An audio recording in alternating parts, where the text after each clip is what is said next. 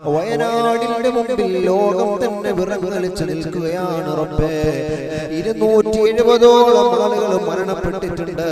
ഒരുപാട് ആഗ്രഹത്തോടെ കിടന്നുറങ്ങിയവരാണ്, ഒരുപാട് പ്രതീക്ഷകൾ വെച്ചിട്ട് കിടന്നുറങ്ങിയവരാ. പടച്ചവനെ, മരണത്തിന്റെ മാലാഖ അവരെ എല്ലാവരെയും കൊണ്ടുപോയി റബ്ബേ. പടച്ചവനെ, സമാധാനം നൽകണേ അല്ലാ.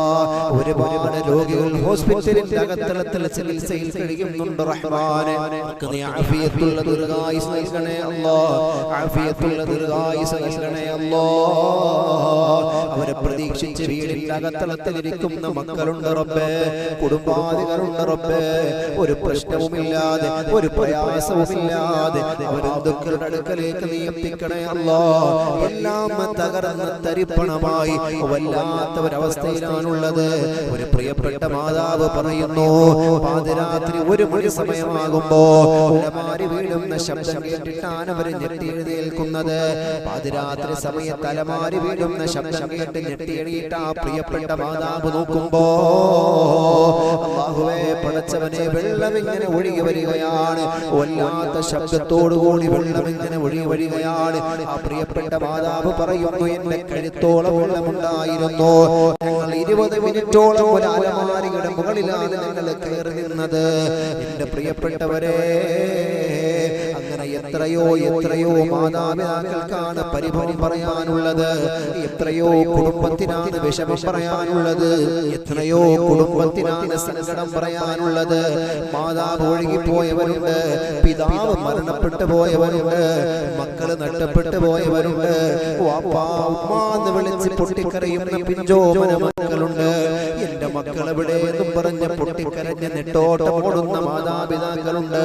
അല്ലാഹുവേ പടച്ചവനെ, ഹോസ്പിറ്റലിന്റെ അകത്തളത്തിലേക്ക് കടന്നു ചെന്നിട്ട് ആ മൂടിയിട്ടിരിക്കുന്ന ജനാസയുടെ മുകളിൽ മൂടപ്പെട്ടിരിക്കുന്ന വസ്ത്രം പൊക്കി നോക്കിയിട്ട്, വസ്ത്രം ഉയർത്തി നോക്കിയിട്ട് ഇതാരാണെന്ന് തിരിച്ചറിഞ്ഞിട്ട് പൊട്ടിക്കരഞ്ഞു പോയ പ്രിയപ്പെട്ട പെങ്ങന്മാരുണ്ട്. അല്ലാഹുവേ പടച്ചവനെ, ഇന്നലെ വരെ 2 നില വീടിന്റെ അകത്തളത്തിൽ കഴിഞ്ഞവര് ഇന്ന് ദുരിതാശ്വാസ ക്യാമ്പിന്റെ അകത്തളത്തിലാണ്, ഏതെങ്കിലും സ്കൂളുകളുടെ ഉള്ളിലാണ്.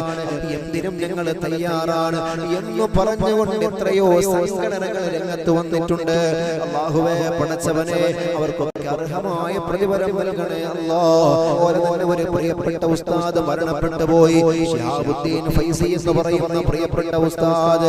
അല്ലാഹുവേ, മിനിഞ്ഞാന്ന് രാവിലെ വരെയും പ്രിയപ്പെട്ട മക്കൾക്ക് ക്ലാസ് എടുത്തു കൊടുത്ത, അന്ന് ഇശാ നമസ്കാരത്തിന് ഇമാമായി നേതൃത്വം വഹിച്ച പ്രിയപ്പെട്ട ഉസ്താദ് പാതിരാത്രി കിടന്നുറങ്ങുന്ന സമയത്ത് ഉരുൾപൊട്ടൽ വന്നിട്ട് ആ പ്രിയപ്പെട്ട ഉസ്താദും ഈ ലോകത്തോട് വിട പറഞ്ഞു പോയി. ആ ജനാസയുടെ ആ മൃതദേഹത്തിന്റെ ഫോട്ടോ കണ്ടു. വല്ലാത്തൊരവസ്ഥയാണ് റബ്ബേ. അല്ലാഹുവേ പടച്ചവനെ, പ്രകൃതി ദുരന്തങ്ങളെ തൊട്ട് ഞങ്ങളെ കാക്കണേ അല്ലാ, പ്രകൃതി ദുരന്തങ്ങളെ തൊട്ട് ഞങ്ങളെ കാക്കണേ അല്ലാ.